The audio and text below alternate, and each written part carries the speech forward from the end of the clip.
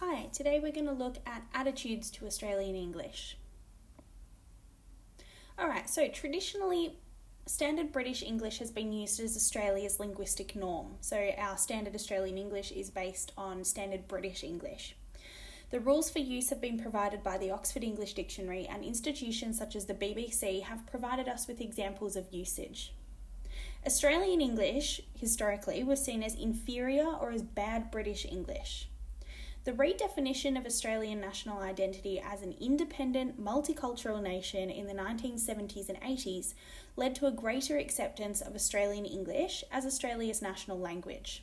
So instead of just trying to copy Britain, at that point in the 70s and 80s, we actually started to see ourselves as our own country.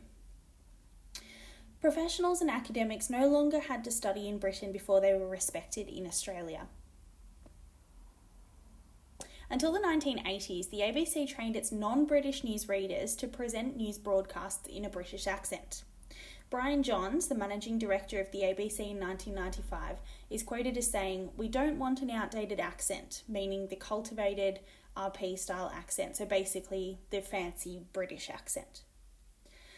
Australian style manuals, like the Cambridge Australian English Style Guide, and distinctly Australian dictionaries like the Macquarie Dictionary, have done much to establish Australian English as a distinctive and accepted standard. Okay, I'd like you to pause here and do the following task. So you need to read the quotes from citizens on pages 165 to 166 in Living Lingo and identify which of the subsystems is under discussion in each of the quotes.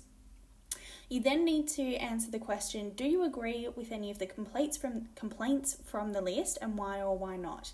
So you do need to complete this task in the Google Doc that's in this week's assignment work. So is it changing? Egalitarianism, meaning equalness in society, and social democracy are now seeing